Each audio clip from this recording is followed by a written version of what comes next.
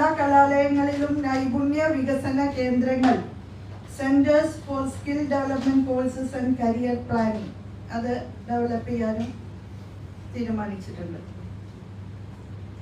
പിന്നെ ഈ മാറ്റത്തിന് അനുസൃതമായ രീതിയിൽ ചില കാര്യങ്ങൾ നമ്മൾ തയ്യാറാക്കിയിട്ടുണ്ട്. അതിൽ ഒന്നാമത്തത് ഏകീകൃത അക്കാദമിക് കലണ്ടറാണ്.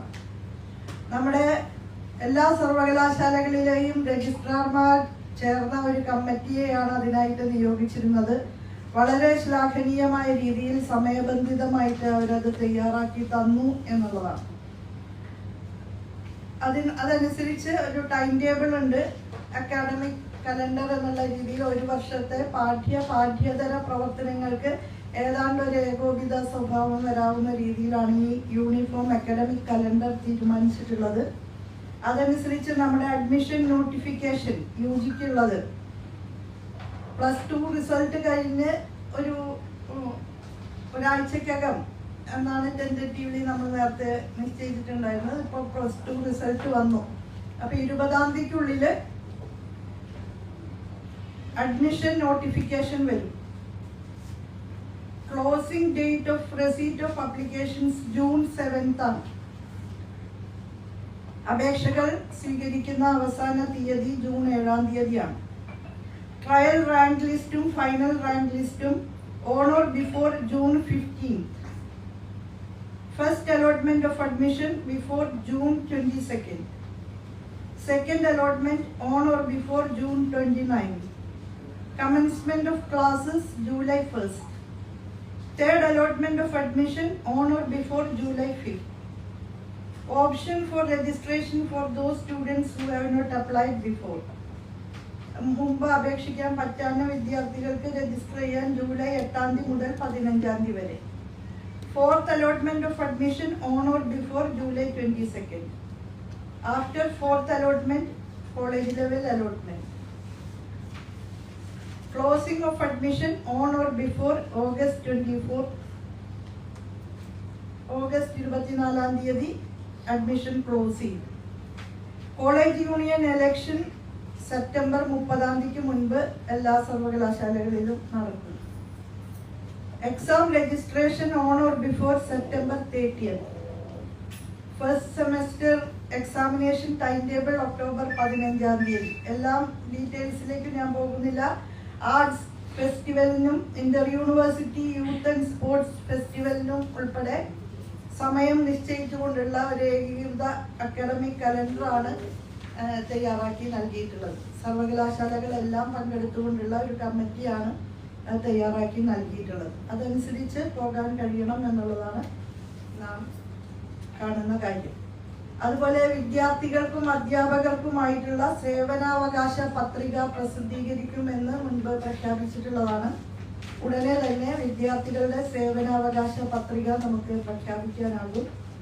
ഹെൽപ്പ് ഡെസ്കുകൾ, ഈ അഡ്മിഷനുമായി ബന്ധപ്പെട്ട ഹെൽപ്പ് ഡെസ്കുകൾ എല്ലാ കലാലയങ്ങളിലും സർവകലാശാലകളിലും സജ്ജമാക്കും. അതോടൊപ്പം തന്നെ +2 കഴിഞ്ഞ വിദ്യാർത്ഥികൾക്ക് പുതിയ ബിരുദ കോഴ്സിനെ സംബന്ധിച്ചുള്ള ഓറിയന്റേഷൻ കോഴ്സുകളും നടത്താനായിട്ട് തീരുമാനിച്ചിട്ടുണ്ട്.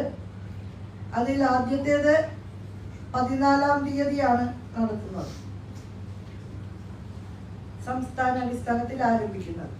ഈ ഒരു വർഷക്കാലത്തിനിടയ്ക്ക് പല തലങ്ങളിലായി അധ്യാപകർക്കുള്ള പരിശീലന പ്രക്രിയ നല്ലതുപോലെ മുന്നേറിയിട്ടുണ്ട്. ഹയർ എഡ്യൂക്കേഷൻ കൗൺസിലിന്റെയും സർവകലാശാലകളുടെയും അധ്യാപക സംഘടനകളുടെയും എല്ലാം നേതൃത്വത്തിൽ അധ്യാപക പരിശീലനങ്ങൾ നടന്നിട്ടുണ്ട്. ഇനിയും ഈ കോളേജ് ഓപ്പൺ ചെയ്യുന്നതിന് മുൻപ് എല്ലാ അധ്യാപകരിലേക്കും ഈ ദിശാമാറ്റത്തെക്കുറിച്ചുള്ള വ്യക്തമായ ധാരണ ഉണ്ടാക്കാൻ കഴിയുന്ന വിധത്തിൽ സ്ഥാപനതല ക്ലാസുകൾ ഉൾപ്പെടെ പ്ലാൻ ചെയ്തിട്ടുണ്ട്.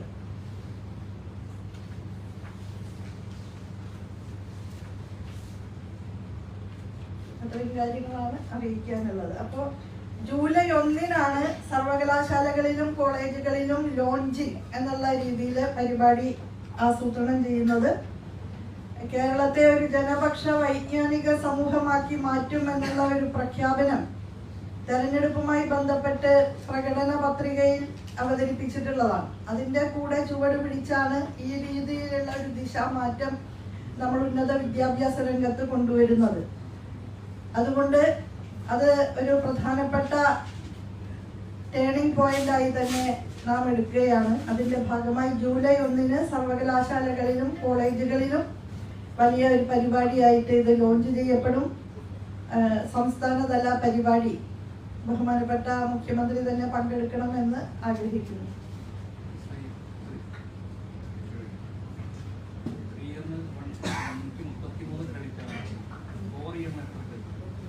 177.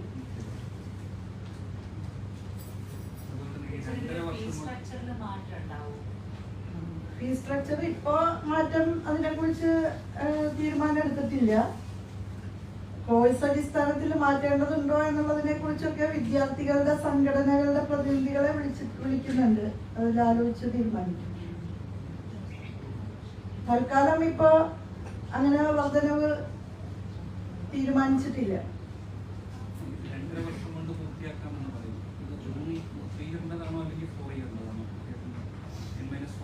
അല്ല, ഡിഗ്രി 3 വർഷത്തെ.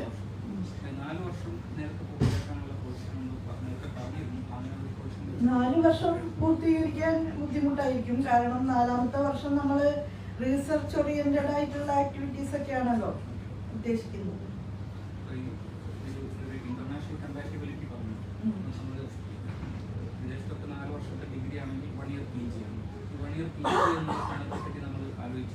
നമ്മൾ ആലോചിച്ചിട്ടുണ്ട്. ഓൾറെഡി അതിനുള്ള നടപടി സ്വീകരിച്ചിട്ടുണ്ട്. അതായത് PG പഠനം 4 ഇയർ ഡിഗ്രി കോഴ്സ് എടുത്താൽ, ഓണേഴ്സ് ബിരുദം എടുത്താൽ PGക്ക് 1 വർഷം പഠിച്ചാൽ മതി. ലാറ്ററൽ എൻട്രി പോലുള്ള കാര്യങ്ങളാണ് നമ്മൾ അതിന് ആലോചിച്ചിട്ടുണ്ടായിരുന്നത്, 1 വർഷം. അതുപോലെ ഓണേഴ്സ് ബിരുദം കഴിഞ്ഞാൽ റിസർച്ചിലേക്ക് നേരിട്ട് പോകാവുന്നതാണ്. UGC തന്നെ ആ നിർദ്ദേശം മുന്നോട്ട് വെച്ചിട്ടുണ്ട്.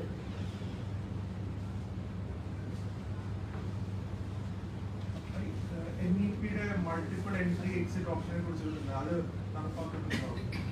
3 വർഷം കഴിഞ്ഞേ നമ്മൾ എക്സിറ്റ് കൊടുക്കുന്നുള്ളൂ. അതല്ല, ഇത് അരികുവൽകൃത വിഭാഗങ്ങൾക്ക് അവരെ ഉൾക്കൊണ്ടു പോകണം എന്ന് കണ്ടുകൊണ്ടാണ്. കാരണം 1-2 വർഷമൊക്കെ കഴിഞ്ഞ ഓരോ സർട്ടിഫിക്കറ്റ് ലഭിച്ചാൽ, ഇപ്പോൾ ഡിഗ്രിക്ക് 1-ാം വർഷം ചേരുന്ന ഒരു വിദ്യാർത്ഥിക്ക് എന്ത് ലഭിക്കും എന്നുള്ളത് നമുക്ക് ആലോചിച്ചറിയാം. അപ്പോൾ അവർ വെറും ഒരു സർട്ടിഫിക്കറ്റുമായിട്ട് പുറത്തു പോയാൽ അവർ ഒന്നിനും കൊള്ളാത്ത ആളുകളായിട്ട് അവശേഷിക്കുക ചെയ്യുക. അത് ഡ്രോപ്പ് ഔട്ട്സിനെ വർദ്ധിപ്പിക്കാനാണ് ഇടയാക്കുക, അല്ലാതെ മറ്റൊന്നിനും അത് സഹായകരമാകില്ല എന്നുള്ളതാണ്. ആ സർട്ടിഫിക്കറ്റ് കൊണ്ട് അവർക്കൊന്നും ലഭിക്കില്ല. അതുകൊണ്ട് നേരത്തെ തീരുമാനമെടുത്തിട്ടുള്ളതാണ്. പല പത്രസമ്മേളനങ്ങളിലും ഞാനത് വിശദീകരിച്ചിട്ടുള്ളതാണ്. 1-2 വർഷങ്ങളിൽ എക്സിറ്റ് കൊടുക്കുന്നത് കൊണ്ട് തൊഴിൽ കമ്പോളത്തിലോ അല്ലെങ്കിൽ ജീവിതത്തിലോ ആ വിദ്യാർത്ഥിക്ക് യാതൊരു പ്രയോജനവും ഇല്ലാത്തൊരു സ്ഥിതിയാണ് ഉണ്ടാവുക. 1-ാം വർഷം കൊണ്ട് ഒന്നും ലഭിക്കില്ല. അപ്പൊ അതുകൊണ്ട് അത് നമ്മുടെ വിദ്യാർത്ഥികൾക്ക് അനുയോജ്യമായ ഒന്നല്ല എന്ന് കണ്ടുകൊണ്ട് തന്നെ അത് ആവശ്യമില്ല എന്ന് തീരുമാനിച്ചിരിക്കുകയാണ്. 1-2 വർഷങ്ങളിൽ എക്സിറ്റ് ഇല്ല. അതൊരു വർഷം കഴിഞ്ഞിട്ട് ഈ വിദ്യാർത്ഥി പുതിയൊരു കോഴ്സിനോ അല്ല വേറെ എന്തെങ്കിലും ചേരാണെന്നുണ്ടെങ്കിൽ അയാൾ വെറുതെ കൈ വീശി പോകേണ്ട സ്ഥിതിയുണ്ട്. അയാൾക്ക് പിന്നീട് ചേരാറോ? പിന്നീട് അല്ല, ഇതിന് വരുന്നില്ല, ഈ 3 വർഷത്തെ കോഴ്സിൽ ചെയ്യുന്നില്ല. കയ്യും വീശുന്ന കാര്യമൊന്നുമില്ല. എന്തെങ്കിലും ഒരു കോഴ്സിന് ചേർന്നാൽ അതിന്റെ എന്തെങ്കിലും കേവലമായ ലക്ഷ്യം അറ്റൈൻ ചെയ്യണല്ലോ. വെറുതെ കുറെ പേരെ ഡ്രോപ്പ് ഔട്ട്സ് ആക്കി മാറ്റാൻ വേണ്ടി ബോധപൂർവം ഉൾച്ചേർത്തിട്ടുള്ള ഒരു കാര്യമായിട്ട് തന്നെ നമുക്ക് അതിനെ കാണാൻ സാധിക്കുള്ളൂ. 10-26 വർഷം ക്യാമ്പസിൽ നിന്ന ഒരാളാണെന്നുള്ളത് എനിക്ക് നന്നായി അറിയാം. 1 വർഷം കൊണ്ട് ഒരു വിദ്യാർത്ഥി ക്യാമ്പസിൽ വന്ന് എത്രത്തോളം അറ്റൈൻ ചെയ്യാൻ പറ്റും എന്നുള്ളത്.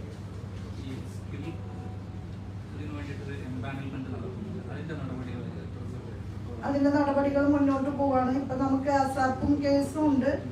അസാപ്പിന് NCVET-യുടെ അംഗീകാരമുള്ളതാണ് ഇവാലുവേഷനും. അതുപോലെ തന്നെ അതിന്റെ ഒരു റെക്കഗ്നൈസ്ഡ് ഏജൻസിയാണ് അസാപ്പ്. ഇപ്പൊ തന്നെ അസാപ്പില് കുറെ ഏജൻസീസ് ഉണ്ട് സ്കിൽ എൻഹാൻസ്മെന്റിന്റെ അവരുടെ പങ്കാളികളായിട്ട് ഓപ്പറേറ്റിംഗ് പാർട്ട്ണർമാരൊക്കെ. അതുകൂടാതെ ഹയർ എഡ്യൂക്കേഷൻ കൗൺസിലിനെ ചുമതലപ്പെടുത്തിയൊക്കെയാണ് പാനൽ ഉണ്ടാക്കാനായിട്ട്. ഈ 2.5 വർഷം കൊണ്ട് ക്രെഡിറ്റുകളൊക്കെ നേടി പാസ്സായി കഴിഞ്ഞാൽ ഈ 4 വർഷം വരെ കാത്തിരിക്കേണ്ടി വരും. ഇല്ലില്ല, സർട്ടിഫിക്കറ്റ് ഒക്കെ വേഗം കിട്ടാവുന്ന വിധത്തിൽ ഡിജി ലോക്കറിൽ നിന്ന് ഡൗൺലോഡ് ചെയ്യാനുള്ള സംവിധാനം ഉൾപ്പെടെ ഉണ്ടാക്കുമെന്ന് നമ്മൾ പ്രഖ്യാപിച്ചിട്ടുള്ളതാണ്.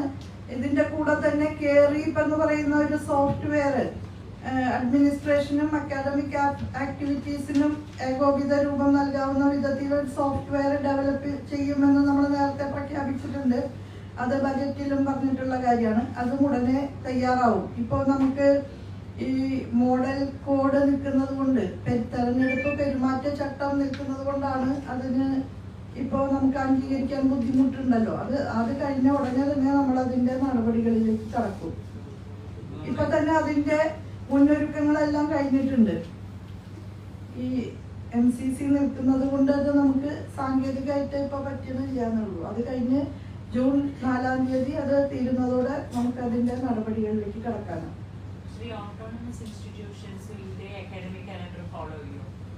ചെയ്യേണ്ടതാണ്. അവരൊക്കെ അതിനോട് യോജിച്ച് നിൽക്കുന്നുണ്ട്. ഓട്ടോണമസ് കോളേജുകൾ ഇപ്പൊ ഇത് സ്വീകാര്യമല്ലാന്ന് പറഞ്ഞിട്ടില്ല. അവർക്കും ഏറെ സ്വീകാര്യമാണത്. അവരാണ് ഇപ്പൊ സജീവമായിട്ട് അത് ഏറ്റെടുത്തിട്ടുള്ളത്.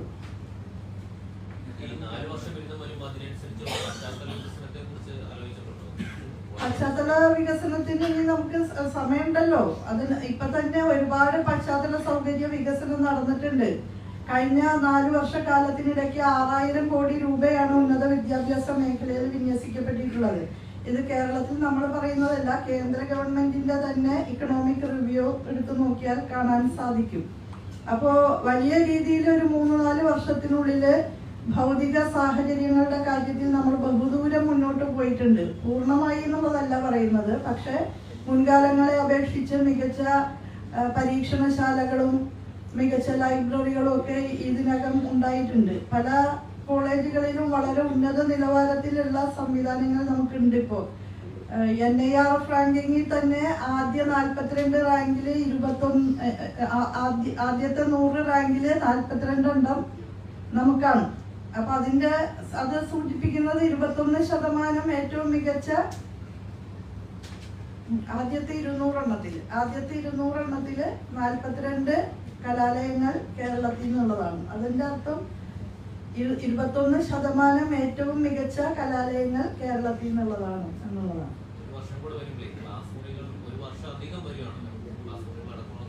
ക്ലാസ് മുറികളല്ല, അത് ഈ ഓണേഴ്സ് ബിരുദത്തിന് എല്ലാ കുട്ടികളും ചേരില്ലല്ലോ. കുറച്ച് കുട്ടികള് 3 വർഷം കഴിയുമ്പോൾ പോകും, അത് ഡിഗ്രി സർട്ടിഫിക്കറ്റ് എടുത്ത് പോകും.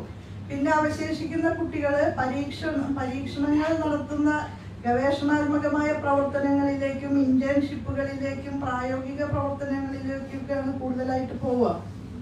അതിന് കഴിയുന്ന അടിസ്ഥാന സൗകര്യങ്ങളാണ് ക്യാമ്പസുകളിൽ ഉണ്ടാക്കേണ്ടത്. അതൊരു പ്രയാസമുള്ള കാര്യമല്ല. ഞാൻ പറയുന്നത് ഇനിയും 3 വർഷം ഉണ്ട് നമുക്ക് 4-ാം വർഷം വരുമ്പോഴേക്കും. പിന്നെ 4-ാം വർഷം എല്ലാ വിദ്യാർത്ഥികളും ക്യാമ്പസ് കേന്ദ്രീകരിച്ച് നിൽക്കണം എന്ന് ഇതിൽ പറയുന്നില്ല. കൂടുതൽ സ്വാതന്ത്ര്യം കുട്ടികൾക്ക് കൊടുക്കാണ്. പിന്നെ പ്രധാനപ്പെട്ട ഒരു കാര്യം ഇതോടൊപ്പം തന്നെ ചേർത്ത് പറയേണ്ടതാണ്, എല്ലാ ക്യാമ്പസുകളിലും ടെക്നോ ബിസിനസ് ഇൻക്യുബേറ്റേഴ്സും ഇൻഡസ്ട്രിയൽ പാർക്കുകളും ഒക്കെ ആരംഭിച്ചുകൊണ്ടിരിക്കുകയാണല്ലോ. ക്യാമ്പസ് ഇൻഡസ്ട്രിയൽ പാർക്കുകൾ നിലവിൽ വന്നു. സോഹോ എന്ന് പറയുന്ന അന്തർദേശീയ പ്രശസ്തിയുള്ള IT സ്ഥാപനം കൊട്ടാരക്കരയിലെ IHRD ക്യാമ്പസിൽ അവരുടെ IT പാർക്ക് ആരംഭിച്ചിരിക്കുകയാണ്. അപ്പൊ അത്തരം സംവിധാനങ്ങളില് കുട്ടികൾക്ക് ഇന്റേൺഷിപ്പ് എടുക്കാം. പുറത്തുള്ള റെപ്യൂട്ടഡ് ആയിട്ടുള്ള സ്ഥാപനങ്ങളിലേക്കും കുട്ടികൾക്ക് ഇന്റേൺഷിപ്പ് എടുക്കാം. ഈ സ്കിൽ എൻഹാൻസ്മെന്റിന്റെ ഏജൻസീസിനെ എംപാനൽ ചെയ്യുന്നത് പോലെ ഇന്റേൺഷിപ്പ് എടുക്കാവുന്ന സ്ഥാപനങ്ങളെയും എംപാനൽ ചെയ്യാനാണ് തീരുമാനം.